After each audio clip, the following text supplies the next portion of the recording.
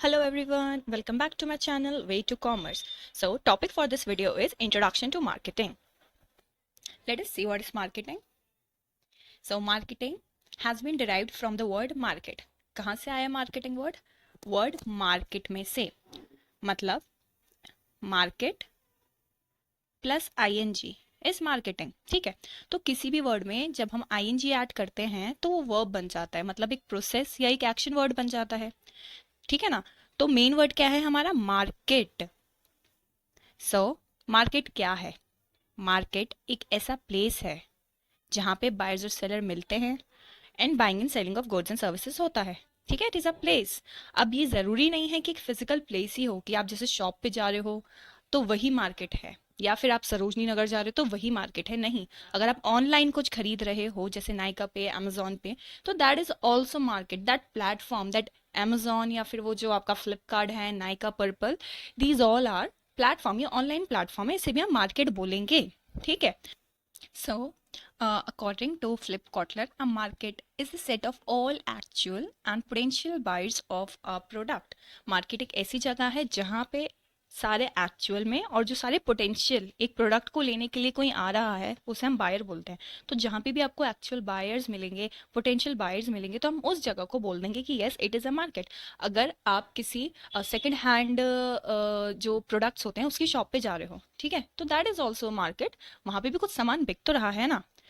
तो flip Kotler जो है ना, वो बहुत ज़्यादा फेमस ऑथर है. मार्केटिंग जो सब्जेक्ट है उसके लिए फ्लिप कॉटलर काफ़ी फेमस नाम है. तो you can always use his name while writing any definition.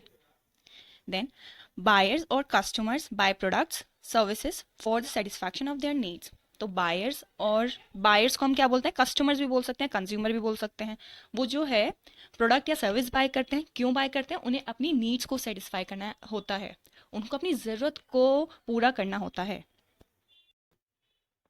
Then, sellers or marketers are individuals and organization who want to sell their products and service which provides satisfaction. तो sellers को हम क्या भी बोल सकते हैं? मार्केटर, जो अपने प्रोडक्ट या सर्विस को बेचते हैं दूसरे लोगों की नीड्स को या वांट्स को या उनके डिजायर्स को सेटिस्फाई करने के लिए. अब मार्केटिंग क्या है? मार्केटिंग का definition is, marketing is a process. जैसे हमने बोला ना कि मार्केट में आईएनजी ऐड कर दिया तो वो हमारा एक एक्टिविटी या प्रोसेस बन गया. तो marketing is a process of planning and executing the conception, pricing, promotion, distribution of idea, good, services to create exchanges that satisfy individual and organisational objectives. Process है, किस चीज़ का प्रोसेस है? प्लानिंग एंड एग्जीक्यूटिंग या execution.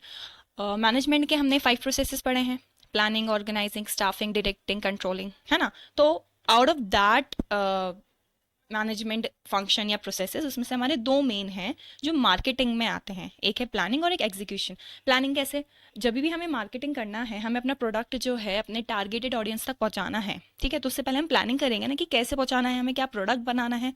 ठीक है, फिर उसके बाद हमने प्लानिंग करने के बाद उस प्लानिंग को इम्प्लीमेंट करेंगे, मतलब उसे एग्जीक्यूट करेंगे. एग्जीक्यूट क्या करने वाले हैं हम? हमने जो प्लानिंग की है, प्लानिंग किसके लिए की हमने? प्रोडक्ट, प्राइस, प्रमोशन, और फिर हमारा जो आइडिया है या गुड है, जो सर्विस जो हम बेचना चाहते हैं. ठीक है, तो मार्केटिंग प्रोसेस है. उस प्रोसेस में क्या 2 चीज़ें आती हैं? Planning and executing. आप प्लान और एग्जीक्यूट क्या कर रहे हो? 4 पीस जो होते हैं हमारे: place, price, product and promotion. उन सबको प्लान और एग्जीक्यूट कर रहे हो. किस लिए कर रहे हो? अपना प्रोडक्ट या सर्विस या आइडिया बेचने के लिए. उसे क्यों बेच रहे हो? अपनी ऑर्गेनाइजेशनल नीड्स को कंप्लीट करने के लिए या फिर इंडिविजुअल नीड्स को सेटिस्फाई करने के लिए. ठीक है, तो ये हमारा एक मार्केटिंग का डेफिनेशन है.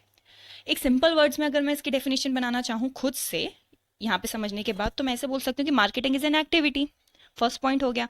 एक्टिविटी किसके लिए है? सारी ऑर्गेनाइजेशंस के लिए. सभी ऑर्गेनाइजेशंस करेंगी ना, चाहे वो एनजीओ हो या फिर अगर कोई एजुकेशनल इंस्टीट्यूट है. फॉर एग्जांपल आपका स्कूल है, जिस स्कूल में आप पढ़े हो उस स्कूल की भी तो कहीं ना कहीं एडवर्टीजमेंट होती है ना, चाहे न्यूज़पेपर में हो या फिर उसकी वेबसाइट पे हो या स्कूल के बाहर ही बैनर्स लगे हों, open for admission and etcetera etcetera. तो मार्केटिंग जो है हर एक ऑर्गेनाइजेशन में चाहिए होती है. ठीक है, to promote their ideas, product and service. क्या चीज़ मेन होती है मार्केटिंग में? अपना आइडिया, प्रोडक्ट या सर्विस प्रमोट करना है. कौन प्रमोट कर रहा है? ऑर्गेनाइजेशन. ठीक है, क्यों करते हैं? To satisfy certain needs and wants of the customer. ठीक है, तो मार्केटिंग की सिंपल डेफिनेशन अगर मैं चाहूँ तो मैं ये बोल सकती हूँ कि वो एक्टिविटी है जो सारी ऑर्गेनाइजेशंस करती हैं। क्यों करती हैं? क्योंकि उन्हें अपना आइडिया, प्रोडक्ट या सर्विस को प्रमोट करना होता है। क्यों प्रमोट करते हैं? To satisfy certain needs and wants of the customers. Okay, so this is the definition जो मैंने अपने वर्ड्स में बनाने का और इजी वे में बनाने का ट्राई किया है। ओके, इसमें यही है, हमारे मार्केटिंग जो है एक एक्टिविटी है जो सारी ऑर्गेनाइजेशंस परफॉर्म करती हैं अपना आइडिया, प्रोडक्ट, सर्विस को प्रमोट करने के लिए। दो मेन उनके ऑब्जेक्टिव्स होते हैं, एक तो सेटिस्फाई करनी होती है कंज्यूमर के नीड्स एंड वांट्स, और दूसरी टू जनरेट रेवेन्यू, पैसा भी तो कमाएगी ना। मेन तो मार्केटिंग का मकसद यही है कि पैसा कमाया जाए और अपनी ऑर्गेनाइजेशन को ग्रो किया जाए। ओके, तो कुछ एग्जांपल्स लेते हैं। जैसे एक एग्जांपल है, जैसे आई वेंट टू बाय सम पतंजलि का एक टूथपेस्ट लेने का मेरा मन करा। मैं अपने बराबर पास के ही कोई ग्रोसरी शॉप पे गई, मैंने बोला अंकल मेरे को पतंजलि का टूथपेस्ट दे दो। तो अंकल बोलते हैं कि नहीं बेटा, अभी जो है ना आउट ऑफ स्टॉक है, अभी कोलगेट है, आप कोलगेट ले लो। तो अब मेरे को बिल्कुल रिक्वायरमेंट था टूथपेस्ट का, बहुत ज़रूरी, तो मैंने कोलगेट लेके ख़त्म करा। तो यहाँ पे क्या हुआ, पतंजलि का जो प्रोडक्ट मुझे चाहिए था मुझे नहीं मिला, जो मुझे अवेलेबल था ऑलरेडी प्रोडक्ट कोलगेट, मैंने वो ले लिया। तो this is also marketing. Marketing Colgate की कंपनी ने क्या यहाँ पे करा है, उसने अपना जो प्रोडक्ट है इतना हेविली प्रोड्यूस करके जगह जगह हर छोटी बड़ी शॉप में उसे अवेलेबल कराया है कि अगर कोई कस्टमर प्रोडक्ट लेने आता है, इन केस उसे जो प्रोडक्ट चाहिए नहीं मिल रहा है, तो एटलीस्ट हमारा अवेलेबल हो और वो कस्टमर का जो नीड्स हैं हम सेटिस्फाई कर सकें और हम अपना रेवेन्यू जनरेट कर सकें। ठीक है, एक और एग्जांपल लेते हैं। जैसे कोई कंपनी है फॉर से XYZ, वो नूडल्स बेच रही है। ठीक है, उसका जो नूडल्स का पैक है वो 5 रुपए का है, लेकिन जो मैगी हम लोग खाते हैं इंस्टेंट नूडल्स वो है 10 रुपए का। अब आप शॉप पे जाके देखोगे कि वो 5 रुपए की चीज़ मिल रही है और मैगी मुझे 10 रुपए की मिल रही है, तो आप क्या प्रेफर करोगे? You will always go for Maggi ना, क्योंकि आपको पता है इतने टाइम से आप खा रहे हो उसका क्या टेस्ट होगा। वो 5 रुपए वाला जो नूडल्स है हो सकता है वो बहुत खराब हो, उसका टेस्ट भी अच्छा ना हो और वो लोकल हो, मतलब उस पर आप बहुत जल्दी रिलाई नहीं कर पाओगे। तो ये दिस इज ऑल्सो मार्केटिंग। यहाँ पे क्या है, ब्रांड नेम, मैगी का जो ब्रांड नेम है ना, सिर्फ उसके नाम से वो नूडल्स बिक रहा है। ठीक है, ऐसे ही हम एक और एग्जांपल ले सकते हैं। जैसे मैगी 24x7 में, वहाँ पे मैंने देखा जूस मिल रहा है बाय वन गेट वन। ठीक है, मुझे 24x7 में मैं गई थी कुछ और लेने, फॉर से मैं सैंडविच लेने गई थी, मुझे भूख लग रही थी, लेकिन मेरे को जूस का रिक्वायरमेंट नहीं था। जस्ट मैंने वो ऑफर देखा कि बाय वन गेट वन मिल रहा है कोई भी जूस, मैंने वो खरीद लिया। मैंने कहा यार सस्ता मिल रहा है, जूस है, पी ही लेंगे। तो दिस इज ऑल्सो मार्केटिंग। उन्होंने क्या करा, एक कोई भी सेल्स प्रमोशन स्ट्रैटेजी यूज करी और उससे कंज्यूमर्स को अट्रैक्ट कर लिया, तो मैंने जूस वहां पे खरीद लिया। ऐसे डिफरेंट डिफरेंट टेक्निक्स, टूल्स, हर कुछ हमारा मार्केटिंग में आता है। सिर्फ बाइंग और selling of goods and services तक ही मार्केटिंग नहीं है, उससे पहले भी मार्केटिंग स्टार्ट हो जाती है। जो हम प्लानिंग कर रहे हैं अपने प्रोडक्ट के बारे में, दैट इज ऑल्सो मार्केटिंग। और जब एक प्रोडक्ट या सर्विस बेच चुके हैं, उसकी सेलिंग हो चुकी है, उसके बाद भी जो कस्टमर केयर सर्विसेज हैं या फिर अगर आप सामान यूज कर रहे हो, आप कितना सेटिस्फाई हो कितना नहीं, कस्टमर का कितना डिलाइट है कितना नहीं, तो that is also marketing. Marketing जो है प्रोडक्शन से पहले, प्लानिंग से पहले स्टार्ट हो जाता है और after goods and services sale होने के बाद भी चलता रहता है। तो these all are examples of marketing. एक और एग्जांपल ले सकती हूँ मैं। जैसे मैंने एक फेस वॉश खरीदा नायका से, फॉर से कोई भी कंपनी का लेते हैं, फॉर से नायका का ही मैंने फेस वॉश खरीदा। जब मैंने जैसे उसे फेस वॉश को अपने कार्ट में ऐड करा तो मेरे पास ऑफर आने लगा कि if you buy 2 products from Nykaa तो आपको एक्स्ट्रा 10% डिस्काउंट मिल जाएगा। तो वो डिस्काउंट देख के मैंने सोचा यार मैं फेस वॉश खरीद रही हूँ, चलो एक क्रीम भी खरीद लेती हूँ नायका से, मुझे एक्स्ट्रा 10% ऑफ मिल जाएगा। तो मतलब मेरे को जो 100 रुपये खर्च करने थे सिर्फ एक फेस वॉश लेना था, just to take that 10% extra off, मैंने क्या करा, उस फेस वॉश के साथ साथ एक क्रीम भी ले ली जिसकी शायद मुझे रिक्वायरमेंट भी नहीं थी, है ना। तो दिस इज ऑल्सो मार्केटिंग। यहाँ पे मेरे को अट्रैक्ट किया जा रहा है different different discounts, different different offers देके to buy extra. This is also marketing. So let us see process of marketing. Marketing is a process by which company create value to the customer and build strong customer relationships in order to capture value from the customers in return. Value मतलब कुछ product तो बना रहा है और उसका मकसद क्या है, कस्टमर्स के साथ रिलेशनशिप, एक बड़ी लॉन्ग टर्म रिलेशनशिप बिल्ड करना। ठीक है, जैसे अगर मैंने कुछ फॉर से मेरा कोई शॉप है, ठीक है, वहाँ पे मैं सामान बेच रही हूँ, फॉर से ग्रॉसरी शॉप है। अगर मेरा कस्टमर एक बार शॉपिंग करके वहाँ पे सेटिस्फाई नहीं हुआ, फॉर से मेरा बहुत ज़्यादा रूड बिहेवियर था, तो वो हो सकता है नेक्स्ट टाइम मेरी शॉप पर आए ही नहीं, वो कहीं और जाके सामान खरीद ले। तो मार्केटिंग में क्या है, आपको एक गुड हेल्दी कस्टमर के साथ रिलेशनशिप बनाना पड़ेगा, क्योंकि अगर एक कस्टमर खोया है, वो एक कस्टमर नहीं है, वो फर्दर जो फ्यूचर में परचेजेस करने वाला है ना, वो सब हम खो देंगे। क्योंकि कभी भी एक कस्टमर एक ही बारी खरीद के नहीं चला जाता, उसे बाद में भी विद द टाइम उसकी नीड्स रिक्वायरमेंट्स चेंज होती रहती हैं, तो बाद में भी परचेजेस करता है ना। जैसे अगर मैंने फ़ोन लिया, अब मैं लाइफ टाइम तो वो फ़ोन यूज़ नहीं करूंगी ना, हो सकता है 5-6 साल बाद मेरे को फ़ोन चेंज ही करना पड़े, रिक्वायर्ड ही हो, आउटडेटेड टेक्नोलॉजी हो जाए। तो अगर जो मैं जिस कंपनी का फ़ोन अभी यूज़ कर रही हूँ, ठीक है, अगर उससे मैं फुली सेटिस्फाइड होंगी तो मैं ट्राई करूंगी कि उसी कंपनी का न्यू मॉडल लूँ, है ना। अगर मैं फुली सेटिस्फाइड नहीं होंगी तो मैं दूसरी कंपनी के लिए जाऊंगी कि चलो यार कोई और से ट्राई करते हैं, मैं इतनी सेटिस्फाइड नहीं थी अपनी जो प्रेजेंट कंपनी है, ठीक है। तो मार्केटिंग जो है सिर्फ और सिर्फ सेलिंग परचेसिंग तक नहीं है, कस्टमर के साथ आपको एक अच्छा रिलेशनशिप बिल्डअप करना भी इंपॉर्टेंट होता है। सो प्रोसेस कहाँ से स्टार्ट होता है मार्केटिंग का? It starts with understand the consumer needs and wants. उसकी जो नेचुरल नीड्स हैं, जो सर्वाइवल के लिए नीड्स हैं, वो समझो। जो उनको एक्स्ट्रा डिज़ायर्स हैं वो समझो। मेन जो हमारा मार्केटिंग है ना, वो कस्टमर के इर्द गिर्द ही घूमता रहता है। सबसे पहले हमें समझना पड़ेगा कि हमारे कस्टमर को, हमारे टारगेट ऑडियंस को, जिसके लिए हम प्रोडक्ट बनाना चाह रहे हैं, उनकी नीड्स और वांट्स क्या हैं। जैसे मैंने सोचा कि चलो इंडिया में मेरे को कुछ खाने का चीज़ बेचना है। मैंने बिना मार्केट को स्टडी करे, मतलब मैंने देखा नहीं कि मेरे कस्टमर को क्या चाहिए, मैंने चिकन सॉसेज बनाना शुरू कर दिया और वो इंडियन मार्केट में डाल दिया। तो आपको लगता है कि वो नॉन वेजिटेरियन सॉसेज हर कोई खाएगा? नहीं। मुझे अपनी मार्केट की स्टडी करनी पड़ेगी। मुझे पहले देखना पड़ेगा, अगर मुझे चिकन सॉसेज बनाना है तो वो कैसा होना चाहिए। अगर फॉर से मैं किसी मुस्लिम पॉपुलेटेड एरिया में बेचना चाह रही हूँ तो वो हलाल होना चाहिए। या फिर अगर मैं किसी जैनी, जहाँ पे ज़्यादा पॉपुलेशन है, वहाँ पे बेच रही हूँ, तो वहाँ पे तो वो चलेगा ही नहीं, क्योंकि जैनी ज़्यादातर प्योर वेजिटेरियन होते, तो वेजिटेरियन सॉसेज वहाँ पे चलेगा। तो हमेशा सबसे पहले हमें अपने कस्टमर्स की नीड्स एंड वांट्स को समझना पड़ेगा कि वो एग्जैक्टली चाह क्या रहे हैं, ठीक है। Then the next step is design the product to satisfy customers needs and wants. अब जो मैंने समझ लिया कि मेरे कस्टमर्स को क्या रिक्वायर्ड है, अब उसी के अकॉर्डिंग मैं प्रोडक्ट जनरेट करूंगी। जो भी मेरा कस्टमर चाह रहा है उसी के अकॉर्डिंग मैंने प्रोडक्ट बना लिया है, सर्विस बना ली, फिर उसको मैं उनके सामने प्लेस करूंगी। तो यहाँ पे हमारा designing a product to satisfy consumer needs and wants, मतलब यहाँ पे क्या है, we are creating market offering. Market offering वो होती है कोई भी प्रोडक्ट या सर्विस जो हम अपने कस्टमर्स को देने वाले हैं। तो वो प्रोडक्ट और सर्विस को हम मार्केट ऑफरिंग बोल सकते हैं। अगर आपको मार्केट ऑफरिंग याद नहीं हो रहा तो स्ट्रेट अवे लिख दो कोई भी प्रोडक्ट एंड सर्विस, ठीक है। तो यहाँ पे अब आपको प्रोडक्ट डिजाइन करना है according to the needs and wants of the customers. First से मैंने मार्केट स्टडी करा और मुझे पता चला कि आज की जनरेशन जो है हेल्दी फूड रिक्वायर्ड चाह रही है, लेकिन उसका जैसे जो लाइफ है ना बहुत ज़्यादा बिजी हो गया है, वो लोग खाना नहीं बना पाते। तो हेल्दी फूड के लिए मैंने सोचा कि मैं आटा नूडल्स लेकर आऊंगी। फिर मैंने सोचा कि कुछ लोगों को अभी भी दिमाग में है कि नूडल्स ना बहुत अनहेल्दी होते हैं, तो मैं ओट्स लेकर आती हूँ, मसाला ओट्स, ठीक है। तो दिस इज, मैंने अपने क्या करा है, पहले कस्टमर की नीड्स एंड वांट्स को समझा, फिर उसके अकॉर्डिंग मैंने एक प्रोडक्ट डिजाइन कर लिया। Then next, develop the integrated marketing plan. Integrated marketing plan मतलब मार्केटिंग मिक्स, ठीक है। यहाँ पे हमें अब पूरा प्लान करना है कि जो हमने प्रोडक्ट फाइनली अब बना लिया है उसे कस्टमर्स तक कैसे पहुंचाएं। मतलब प्रोडक्ट जो हमारा है उसकी जो फर्दर प्रोडक्ट मिक्स वाले ऑप्शंस होते हैं, जैसे लेबलिंग उसे कैसे करना है, और उसका पैकेजिंग कैसे होना है। अगर मेरे को अपना जो नूडल्स है पास पास में ही बेचना है तो उसका पैकेजिंग मुझे ज़्यादा अच्छे से करने का रिक्वायर्ड नहीं होगा। लेकिन अगर मेरे को वही प्रोडक्ट फॉर से एक्सपोर्ट करना है, दूसरी कंट्रीज़ में भेजना है, तो प्रॉपर अच्छे से पैकेजिंग होनी चाहिए ताकि वो ट्रैवलिंग में ख़राब ना हो जाए, ठीक है। देन प्राइस, अब प्राइस हमें कितना चार्ज करना है वो देखेंगे। यहाँ पे देखो, एक तो ये हो सकता है कि जो मेरा कॉस्ट बैठ रहा है उस पर मिनिमम प्रॉफिट लेके मैंने अपना जो प्रोडक्ट है बेच दिया मार्केट में। मैं देखूंगी ना जो मेरा टारगेट ऑडियंस है वो कैसा है। अगर मेरा टारगेट ऑडियंस ज़्यादातर मिडिल क्लास है या फिर यंग पीपल हैं जो अभी जस्ट स्टार्ट हुआ है काम करना, तो they want spend a lot of money अपनी ज़्यादा नीड्स वगैरह पे, है ना।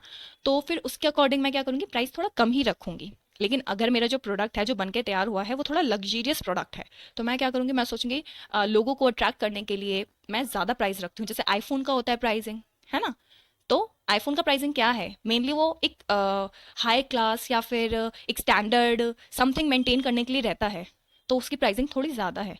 तो जो मेरा प्रोडक्ट बना है, जो मेरी टारगेट ऑडियंस है, उसके अकॉर्डिंग मैं प्राइसिंग रखूंगी। फिर मुझे इसे प्रमोट कैसे करना है, प्रमोट मतलब मुझे कम्युनिकेट कैसे करना है कि ये प्रोडक्ट आया है, इसके क्या यूजेस हैं। फिर प्लेस, मतलब मुझे कैसे बेचना है, कहाँ पे बेचना है, कितनी लंबी चेन है। मतलब अगर मैंने प्रोड्यूस कर दिया, ठीक है, अगर मेरा जो प्रोडक्ट है वो बहुत कीमती है या फिर वो पेरिशेबल है, बहुत जल्दी खराब हो जाता है, तो मैं ट्राई करूंगी सीधा मैन्युफैक्चरर से उसे रिटेलर पे दे दूं या फिर सीधा अपने ऑथराइज स्टोर पे भेज दूं जहाँ से वो कस्टमर्स के पास पहुंच जाए, जल्दी से जल्दी खराब ना हो।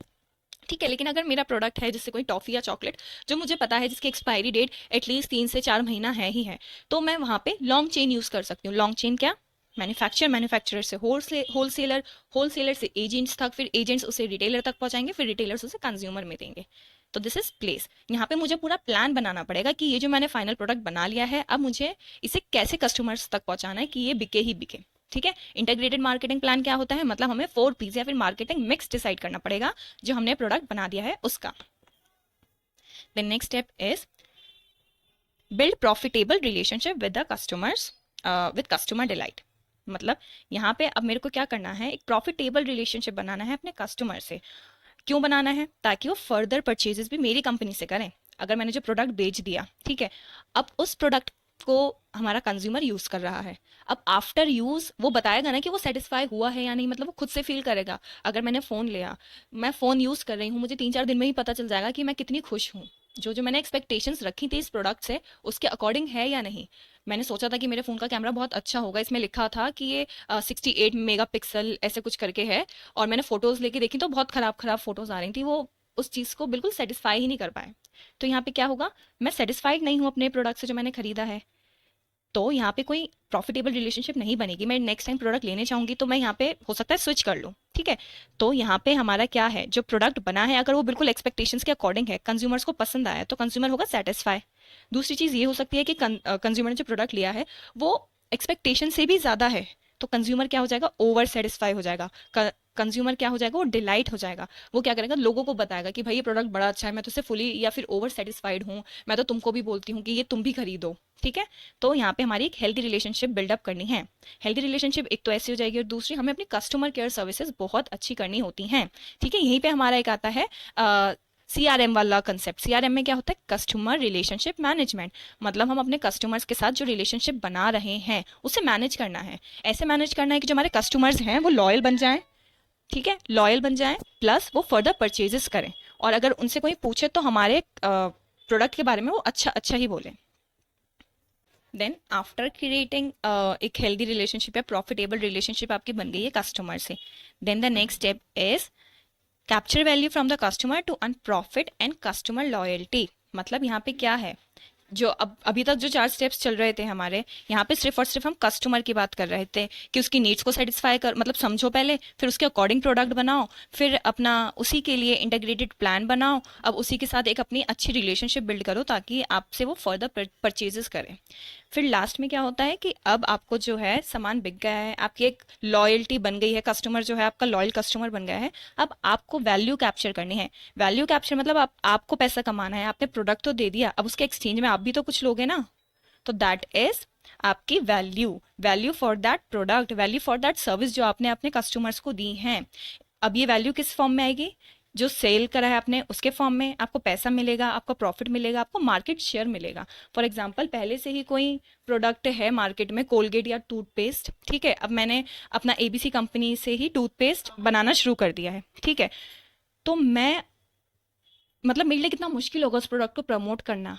प्रमोट कर दिया तो मुझे एक मार्केट शेयर भी तो कैप्चर करना है। 50 लोग पहले से ही कोलगेट यूज कर रहे हैं, अब उन 50 लोग को मैं कैसे बताऊं कि भैया मेरा प्रोडक्ट कोलगेट से अच्छा है। ठीक है ना, तो यहाँ पे मुझे मार्केट शेयर कैप्चर करना है। अब मैं उसके बाद प्रॉफिट अर्न करूंगी, जब भी तो मेरी कंपनी का सर्वाइवल होगा। प्रॉफिट अर्न होगा तो ही तो मैं ग्रोथ कर पाऊंगी, मेरे जो कस्टमर्स हैं उनको भी खुश कर पाऊंगी डिफरेंट डिफरेंट ऑफर्स दे के, फिर मेरे जो एम्प्लॉयज हैं वो भी खुश रहेंगे, उनको मैं बोनस वगैरह दूंगी। ठीक है, तो this is the process of marketing. तो marketing as a process of creating and capturing values. अगर ये क्वेश्चन आता है, सिर्फ ऐसे लिखा आता है कि explain the statement marketing as a process of creating and capturing values, तो आपको वहां पे मार्केटिंग का प्रोसेस समझाना होगा। ओके, आगे चलते हैं। Nature of marketing. देखो, नेचर ऑफ मार्केटिंग हमने जो अभी मार्केटिंग का एक डेफिनेशन किया है उससे भी आ सकता है कि एक एक्टिविटी है और सारे ऑर्गेनाइजेशंस इसको परफॉर्म करते हैं, वो अपना आइडिया, प्रोडक्ट या सर्विस को प्रमोट करते हैं। 3 पॉइंट्स हो गए। फिर चौथा ये हो सकता है कि to satisfy consumer needs and wants. फिर फिफ्थ ये हो जाएगा टू जनरेट रेवेन्यू। तो ये सब भी तो हमारा नेचर ऑफ मार्केटिंग में ही आता है। नेचर, ऑब्जेक्टिव, एडवांटेजेस, डिसएडवांटेजेस, ये सब ना इंटर रिलेटेड होते हैं। तो अगर आपने एक कंसेप्ट क्लैरिटी ले ली ना, तो आप ये सब चीज़ें अपने आप भी लिख सकते हो। ठीक है, तो लेट अस सी नेचर का first point, the first point says marketing is an integrated process.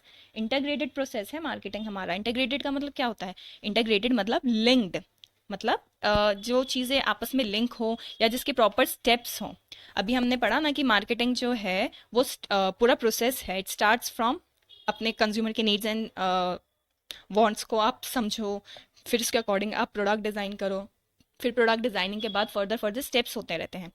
तो जो स्टेप्स हैं वो आपस में मिलते हैं तो हैं, उनमें बीच बीच मतलब आपस में लिंक है ना, तो दिस इज इंटीग्रेटेड प्रोसेस। यहाँ पे जितनी भी मार्केटिंग में एक्टिविटीज हो रही है ना, प्लानिंग है, प्राइसिंग है, प्रमोशन है, फिजिकल डिस्ट्रीब्यूशन है, अपने कस्टमर से बातचीत करना है, इनके बीच में आपस में एक इंटरेक्शन है, एक लिंक है। That's why marketing is a integrated process. Then next, marketing is customer oriented. यहाँ पे मेन हमारा मार्केटिंग में जो हम सब कुछ कर रहे हैं, हम क्या कर रहे हैं? कंज्यूमर्स की या कस्टमर्स की नीड्स एंड वांट्स को सेटिस्फाई कर रहे हैं। उनकी नीड्स एंड वांट्स को सेटिस्फाई करके हम पैसा कमा रहे हैं। तो मेन जो है हमारा फोकस किस पे है? कस्टमर पे ही तो है कि उनकी नीड्स को पहले समझो, फिर उसके अकॉर्डिंग प्रोडक्ट बनाओ, फिर उनको प्रोडक्ट दो, फिर उनको प्रोडक्ट देने के बाद भी उनको अच्छी सी सर्विसेज दो। कस्टमर केयर सर्विस आपकी अच्छी होनी चाहिए। मार्केटिंग जो है हमारा स्टार्ट भी किससे हो रहा है? कस्टमर से, और एंड भी हमारा कस्टमर से हो रहा है। इसलिए मार्केटिंग हमारा जो है कस्टमर ओरिएंटेड है। Then next, marketing as a system approach. System approach क्या होती है? सिस्टम क्या होता है? एक सिस्टम वो होता है ना कि जिसके स्टेप्स हों, प्रॉपर प्री डिफाइंड स्टेप्स हों, है ना। जैसे मैं हूँ, मैंने किसी कॉलेज में एडमिशन लिया, तो ऐसे बोलते हैं ना कि यहाँ का सिस्टम अच्छा नहीं लगा मुझे। सिस्टम मतलब जो पहले से ही वहाँ पे प्रथाएं चलती आ रही हैं, जो पहले से ही वहाँ पे प्रोसेसेस चलते आ रहे हैं। कोई कोई बच्चा बोलता है ना कि मेरे स्कूल का तो बहुत ही बढ़िया सिस्टम था, बहुत ही कूल एनवायरनमेंट था। मतलब जो वहाँ पे पहले से ही प्रोसेसेस चल रहे हैं। तो हमारा जो मार्केटिंग है वो एक सिस्टम अप्रोच है। कैसे? यहाँ पे हमारे जो पहले से प्री डिफाइंड स्टेप्स हैं उसी को हम दोबारा से कर रहे हैं। प्री डिफाइंड स्टेप्स क्या हैं हमारे? अंडरस्टैंडिंग हमारे कस्टमर की नीड्स, फिर एक इंटीग्रेटेड मार्केटिंग प्रोसेस बनाना जिसमें हमें प्रोडक्ट, प्राइस, प्रमोशन, प्लेस, ये सब हमें डिसाइड करना है। फिर एक अच्छा सा प्रोडक्ट देना है अपने कस्टमर्स को। अगर वो प्रोडक्ट उन्हें पसंद नहीं आया तो उसे दोबारा से ठीक करना है। तो this is systematic approach. Then next, marketing is a part of total environment. मतलब टोटल एनवायरनमेंट कौन सा? जहाँ पे हम रह रहे हैं, पूरा एक्सटर्नल एनवायरनमेंट, इंटरनल एनवायरनमेंट, उसी का पार्ट है हमारा मार्केटिंग। जैसे मार्केटिंग जो है हम ऐसे ही नहीं कर सकते। जैसे मेरे को अगर 4 पीस बनाने हैं, ठीक है, मैंने सोचा कि मेरे को ना अपने प्रोडक्ट का प्राइस बहुत कम रखना है, लेकिन अगर उसकी कॉस्ट ज़्यादा हुई या फिर सोच लो कि उसमें टैक्स ज़्यादा लगा, तो मैं कैसे कम रख सकती हूँ? टैक्स भी तो मेरे प्राइसिंग को इम्पैक्ट करेगा ना, है ना। ऐसे ही अगर मेरे पास नेचुरल रिसोर्सेज अवेलेबल नहीं हुए तो मैं प्रोडक्ट बनाऊंगी कैसे? तो इंटरेक्शन विद एक्सटर्नल एनवायरनमेंट बोल सकते हैं, total part of environment market उसका पार्ट है। मतलब मार्केटिंग को सारे एनवायरनमेंट, चाहे वो इकोनॉमिक हो, नेचुरल हो, सोशल हो, लीगल हो, जैसे लॉज वगैरह आ रहे हैं, या पॉलिटिकल हो, हमारी गवर्नमेंट जो होती है, और डिफरेंट डिफरेंट फोर्सेस जो है एनवायरनमेंट में, सब इम्पैक्ट करेंगे। जैसे अगर डॉलर का प्राइस फॉर से बहुत ज़्यादा ऊपर जाने लगा और हमारा जो रुपी है वो कमज़ोर होने लगा, तो इससे इन्फ्लेशन बढ़ेगा, महंगाई बढ़ेगी ना। तो वो भी तो हमारे मार्केटिंग में, हमारे प्रोडक्ट में, उसके प्राइसिंग में इम्पैक्ट लाएगा। ऐसे ही कोविड आ गया था, तो कुछ इंडस्ट्रीज बंद हो गई थी बिल्कुल, और कुछ किसी किसी ने अपनी न्यू कंपनीज या फिर न्यू प्रोडक्ट स्टार्ट करे। तो ये क्या है? जो भारी एनवायरनमेंट था उसी से किसी को अपॉर्चुनिटी मिली कि वो नया बिजनेस स्टार्ट करे। जो भारी एनवायरनमेंट था जिसमें कोविड आ गया था, उसकी वजह से कुछ कुछ के बिजनेस बंद हो गए। तो मार्केटिंग जो है हमारे टोटल एनवायरनमेंट का ही पार्ट है। Then marketing is multi disciplinary approach. मतलब जो मार्केटिंग है ना वो सिर्फ और सिर्फ एक सब्जेक्ट नहीं है, वो डिफरेंट सब्जेक्ट से कुछ कुछ टॉपिक्स लेके बनाया गया है। जिसके जैसे कि साइकोलॉजी, जो अगर हम मार्केटिंग के बारे में पढ़ते हैं ना, कंज्यूमर बिहेवियर के बारे में, तो वहाँ पे हमें साइकोलॉजी यूज़ होती है। ऐसी सोशियोलॉजी, स्टैटिस्टिक्स, मैथ्स, ये डिफरेंट डिफरेंट जो एरियाज हैं, जैसे लीगल एस्पेक्ट्स ऑफ मार्केटिंग, जो लॉज वगैरह हैं। अब मार्केटिंग रिसर्च करते हैं, एडवर्टीजमेंट करते हैं, ये क्या है? अलग अलग डिसिप्लिन्स हैं। इन डिसिप्लिन्स को एक साथ मिला के हमारा मार्केट बनता है या मार्केटिंग बनता है। Then next is mutual beneficial exchange. Mutual मतलब कि दो लोगों के बीच में बात हो रही है, जो सेलर ऑफ गुड है, जो बायर ऑफ गुड है, उन दोनों का फायदा देखा जा रहा है। बायर मतलब कंज्यूमर, उनका क्या फायदा है, उनकी नीड्स एंड वांट्स सेटिस्फाई हो रही हैं। और जो सेलर है उनका क्या फायदा है, उनके पास पैसा आ रहा है, वो प्रॉफिट जनरेट कर रहे हैं, वो रेवेन्यू जनरेट कर रहे हैं, उनकी कंपनी सर्वाइव कर पा रही है, ग्रो कर पा रही है। तो ये जो मार्केट है, यहाँ पे दोनों पार्टीज का बराबर का फायदा हो रहा है, इसलिए हम इसको बोलते हैं mutual beneficial exchange. Then marketing is pervasive, pervasive मतलब हर जगह मौजूद है। मार्केटिंग इज ऑल परवेसिव भी बोल सकते हैं। कैसे, जैसे मार्केटिंग जो है हर ऑर्गेनाइजेशन में प्रेजेंट है, चाहे वो एजुकेशनल हो, चाहे वो मेडिकल हो, गवर्नमेंट हो, नॉन गवर्नमेंट हो, या फिर कोई रिलीजियस प्लेस हो, हर जगह यूज होती है। जैसे हॉस्पिटल है, मेडिकल है, मेडिकल हॉस्पिटल्स में आप जाओगे, इवन दो आप गवर्नमेंट हॉस्पिटल में जाओगे तो वहाँ पे भी क्या होता है, वो थोड़ा तो फ्री में कर देंगे, फिर वो बाद में आपको खर्चे बता देंगे कि ये चीज़ तो आपको बाहर से ही कराना पड़ेगा, ये हमारे हॉस्पिटल में होता नहीं है। तो this is also kind of marketing. ऐसे ही अगर आप यूट्यूब पे कहीं पे भी पढ़ रहे हो, ठीक है, थोड़े टाइम बाद क्या होता है, उस यूट्यूब चैनल पे अपने खुद के कोर्सेज आने लगते हैं, वो आपको बेचने लगते हैं कि भैया 3 महीने का कोर्स लो, 5,000 रुपये में हम आपका फुल कोर्स करवा देंगे, एक्सेट्रा एक्सेट्रा। तो ये क्या है, वो भी तो अपना मार्केटिंग कर रहे हैं ना यहाँ पे। ऐसे ही जैसे अभी कोविड की वैक्सीन लग रही थी जगह जगह, तो आपने देखोगा ना बैनर्स लगे हुए हैं कि फ्री वैक्सीन, फ्री वैक्सीन। तो ये क्या हो रहा है, प्रमोशन हो रहा है, किसका हो रहा है, गवर्नमेंट का। तो गवर्नमेंट ऑर्गेनाइजेशंस में भी है मार्केटिंग। ऐसे ही हमारे रिलीजियस प्लेसेस हैं, ठीक है, रिलीजियस प्लेसेस में भी मार्केटिंग होता है, मतलब अलग अलग तरीके से। मैं जैसे किसी रिलीजियस प्लेस में गई हूँ, तो वहाँ पे जो वहाँ के हेड वगैरह हैं, वो अपने ही प्लेस की अच्छी तारीफें करना लगते हैं, ताकि जो सामने बंदा आया है, जो डिवोटी आया है, वो बार बार आए, ठीक है। तो मार्केटिंग इज परवेसिव, ये हर जगह मौजूद है। The next objectives of marketing, the first is, पहला ऑब्जेक्टिव मार्केटिंग का है कंज्यूमर की सेटिस्फैक्शन, कंज्यूमर को सेटिस्फाई करना मोस्ट इंपॉर्टेंट ऑब्जेक्टिव है। जब तक कंज्यूमर सेटिस्फाई नहीं होगा, वो उस प्रोडक्ट के लिए कैसे पे करेगा, फिर वो फर्दर परचेजेस कैसे करेगा। तो first objective of marketing is always to satisfy consumer needs and wants. The next is to generate profit. अगर प्रॉफिट जनरेट नहीं करा तो फ्यूचर ग्रोथ कैसे होगी।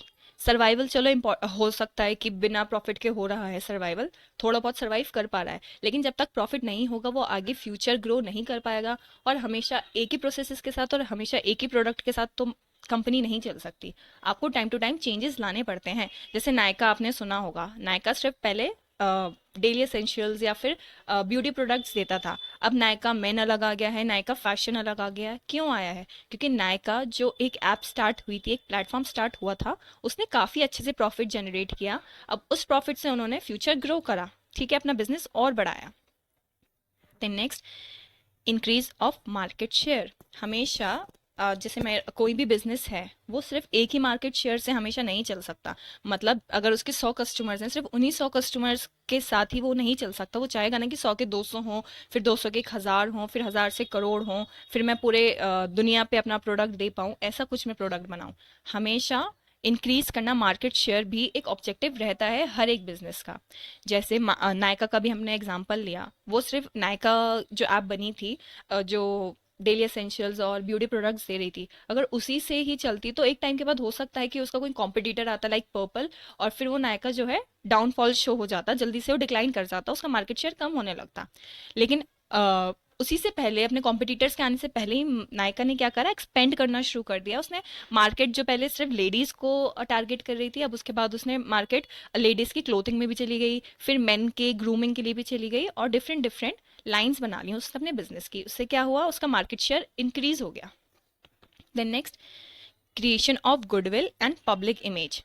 कोई भी कंपनी है, वो ये तो नहीं चाहेगी ना कि उसकी जो है कस्टमर्स या फिर दुनिया भर में बुराई हो या नेगेटिव बातें फैलें उसके बारे में। नहीं, हमेशा हर कंपनी का यही रहता है कि एक गुड इमेज बने, कि अगर कोई भी हमारी कंपनी का उसके सामने नाम ले तो सामने वाला उसकी तारीफ करे या कहे हाँ यार अच्छी तो कंपनी है ना। तो एक गुड इमेज या गुडविल बनेगी, एक पब्लिक इमेज अच्छी बनेगी, तो उससे हमारा जो है मार्केटिंग अच्छा होगा, ग्रो होगा, इंक्रीज होगा। जैसे जियो आया था जब, तो हमें पता था वो रिलायंस में अंबानी ने उसे स्टार्ट करा है, तो लोगों को पता था उसकी पब्लिक इमेज काफ़ी अच्छी थी अंबानी की, तो जियो को ना ज़्यादा एडवर्टीजमेंट की ज़रूरत नहीं पड़ी। जैसे ही जियो की सिम्स आई, डिफरेंट डिफरेंट उन्होंने प्रमोशनल स्ट्रैटेजीज डाली और काफ़ी जल्दी उसने एक अच्छा मार्केट शेयर ले लिया था। सो अलग अलग जो like Airtel, Vodafone, different different telecom services already थे, लेकिन जियो ने आके जल्दी से एक अच्छा मार्केट शेयर ले लिया, गेन कर लिया बहुत जल्दी। क्यों?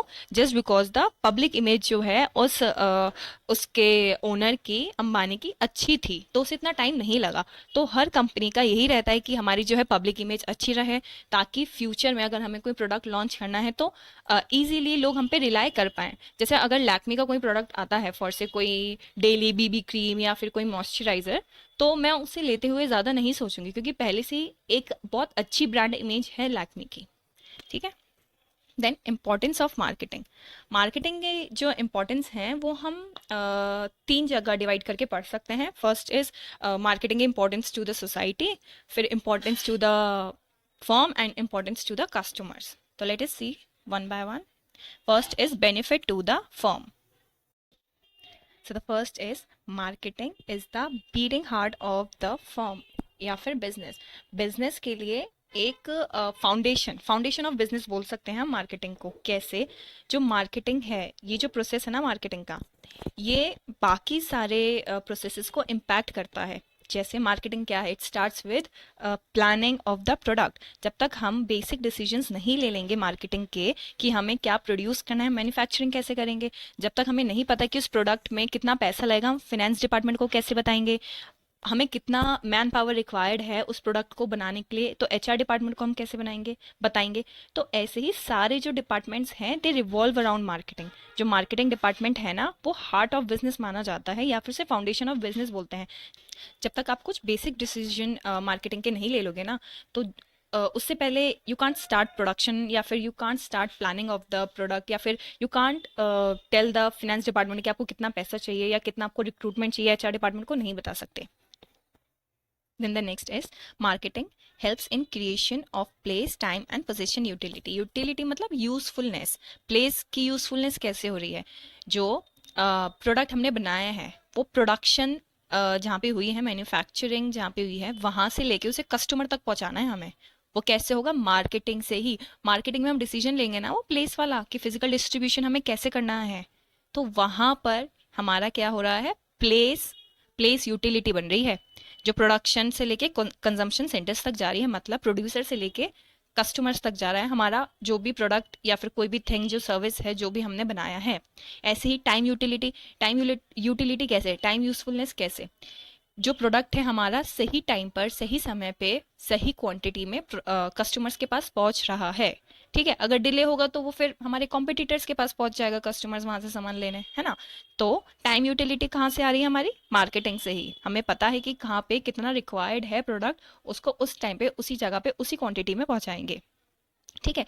पोजेशन या फिर ओनरशिप बोल सकते हैं। तो ओनरशिप यूटिलिटी क्या है? It is created through the sale of good. जब आपका जो गुड है मैन्युफैक्चरर के पास है, जैसे ही आपने उसे सेल कर दिया, उसकी ओनरशिप क्या हो गई? ट्रांसफर हो गई। अब पहले आप थे उसके ओनर, जैसे ही आपने बेचा, उसका ओनर कौन बन गया? कस्टमर बन गया। ठीक है। तो this is possession utility. Then next, marketing generates revenue for the business firm. Importance है ये कि जो मार्केटिंग के थ्रू ही तो हमारे को जनरेशन ऑफ रेवेन्यू हो रहा है, पैसा उसी से तो आ रहा है। कोई भी फर्म जो है लॉन्ग टर्म में सर्वाइव कर ही नहीं पाएगा बिना मार्केटिंग के। मार्केटिंग में हम क्या कर रहे हैं? मार्केटिंग में हम जो प्रोडक्ट है उसे प्रमोट कर रहे हैं, है ना।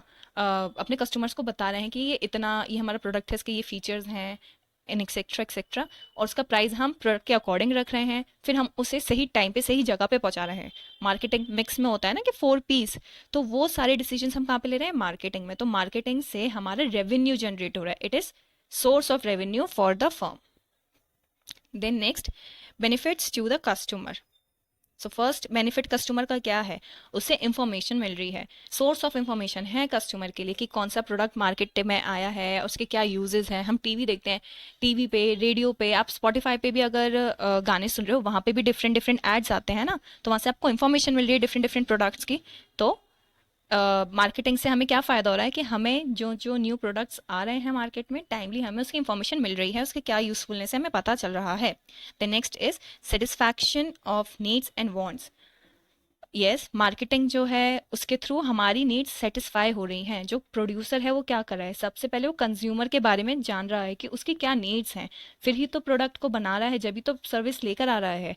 तो मेन हमारी एज अ कस्टमर हमारी नीड्स एंड वांट्स सेटिस्फाई हो रही हैं, ये हमारा ही तो फायदा है ना। देन improvement in standard of living. Standard of living कैसे इंप्रूव हो रहा है, यहाँ पे हमें इतने सारे प्रोडक्ट्स मिल रहे हैं और अब तो सारा सामान अच्छा अच्छा और सस्ते में मिल रहा है, तो हमें बेहतर चीज़, क्वालिटी अच्छी मिल रही है और सस्ते में मिल रहा है, तो उससे हमारा स्टैंडर्ड ऑफ लिविंग जो है वो बढ़ रहा है। Then time and place utility. Yes, हमें जो भी प्रोडक्ट चाहिए, चाहे मतलब कभी भी चाहिए, इवन दो अगर मुझे रात को भी कुछ प्रोडक्ट चाहिए तो उसकी होम डिलीवरी हो जाती है ना। तो किसी भी टाइम, किसी भी समय, किसी भी प्लेस में मुझे कोई भी प्रोडक्ट, कोई भी सर्विस चाहिए, इजीली मिल जाएगी। तो दिस इज मेरा ही तो फायदा, कस्टमर का ही तो फायदा है। तो this is time and place utility कि जो भी कस्टमर को चाहिए, अगर मेरे को ऑनलाइन कुछ सामान मंगाना है तो मेरे घर पर ही आ जाएगा, है ना। अगर मुझे अपनी ग्रोसरी शॉप से लेना है तो मैं वहां से भी ले सकती हूँ। Then next, wider choice. Yes, अब जैसे डिफरेंट डिफरेंट डिपार्टमेंटल स्टोर्स खुल रहे हैं, जैसे बिग बाजार हो गया, या फिर अगर आप ऑनलाइन किसी ऐप से शॉप कर रहे हो, आपके पास कितने सारे मतलब चॉइस है।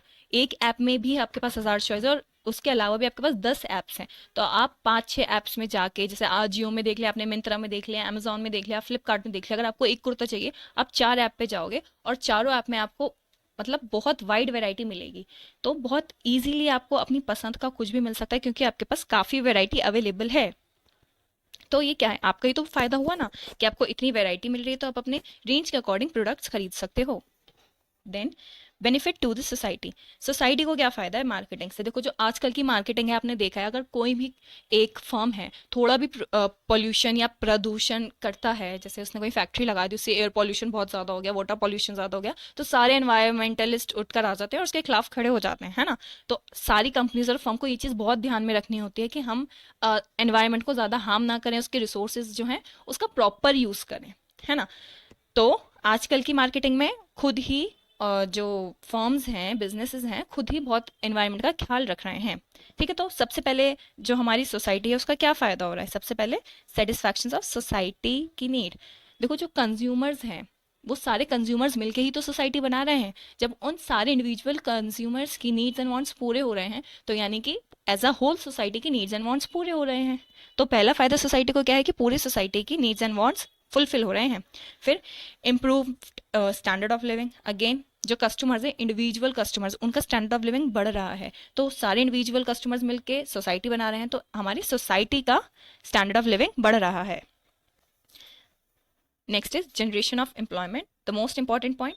सोसाइटी को क्या फ़ायदा हो रहा है कि एम्प्लॉयमेंट जनरेशन हो रही है डिफरेंट डिफरेंट बिजनेस से, मार्केटिंग स्ट्रैटेजी से। जैसे अब मार्केटिंग स्ट्रैटेजी आई है, अपना सामान को जो बेच रहे हैं, जैसे नायका वगैरह, उन्होंने बोला कि हम आपके डोर स्टेप पे आपको सारी चीज़ें प्रोवाइड करेंगे, जो जो आपको अपना डेली एसेंशियल्स वगैरह, जो भी चीज़ आपको रिक्वायर्ड है। ठीक है, तो इससे किस किस को फ़ायदा हो रहा है, कॉल सेंटर्स वाली जॉब्स मिल रही हैं, फिर ये जो ट्रांसपोर्टेशन इधर से उधर डिलीवरी कर रहे हैं उनका फ़ायदा हो रहा है, वेयर हाउसिंग की जो फैसिलिटीज़ हैं वो भी बढ़ रही हैं, तो इससे हमारी एम्प्लॉयमेंट जनरेशन हो रही है। जैसे जोमेटो आया, जोमेटो का मेन मकसद क्या था कि आपके डोर स्टेप पे आपको खाना मिलेगा, हमें तो खाना मिल रहा है, हमारा तो फ़ायदा हो रहा है। लेकिन जो डिलीवरी बॉयज़ हैं, जो आपका एक होटल से या रेस्टोरेंट से खाना लेके आप तक पहुंचा रहे हैं, उनको भी तो फ़ायदा हो रहा है, उनको भी तो एम्प्लॉयमेंट जनरेशन मिल रहा है। तो दिस इज़ पूरा एज अ होल सोसाइटी का फ़ायदा हो रहा है कि हमारा जो है सोसाइटी में लोग अनएम्प्लॉयड नहीं हैं, just because of marketing. Then better utilisation of resources. Marketing जब हम कर रहे हैं, हम ट्राई करते हैं ना कि कम से कम पैसे में हम अच्छी सर्विस प्रोवाइड कर सकें, ताकि ज़्यादा कस्टमर्स आएँ, क्योंकि कस्टमर्स के पास ऑलरेडी वाइड वैरायटी है। जैसे अगर मैंने सोचा कि मुझे एक सोप बनाना है, तो मैं ट्राई करूंगी ना कि बहुत अच्छी क्वालिटी और मिनिमम कॉस्ट में दूँ। ठीक है, तो अब मैं मिनिमम कॉस्ट कैसे करूंगी, मतलब मिनिमम प्राइस में कैसे उसे दूंगी अपने कस्टमर्स को, जब तक उसकी कॉस्ट कम नहीं होगी जब तक मैं नहीं कर सकती ना। तो कॉस्ट कम करने के लिए मैं क्या करूंगी, जो रिसोर्सेज मेरे पास अवेलेबल हैं, मैं ट्राई करूंगी उन रिसोर्सेज को अच्छे से अच्छे यूज़ करूं, ताकि वेस्टेज कम हो। अब वेस्टेज हमारी रिसोर्सेज की कम होगी तो हमारा फ़ायदा तो एनवायरनमेंट का है। एनवायरनमेंट किससे रिलेटेड है, हमारी सोसाइटी से। तो better and proper utilisation of जो सोसाइटी के रिसोर्सेज हैं उनका अच्छे से यूज़ हो रहा है, तो this is also a benefit to the society. Okay, so that's all for this video today. I hope आपको ये सारे टॉपिक्स बहुत अच्छे से समझ आए होंगे। Thanks for watching.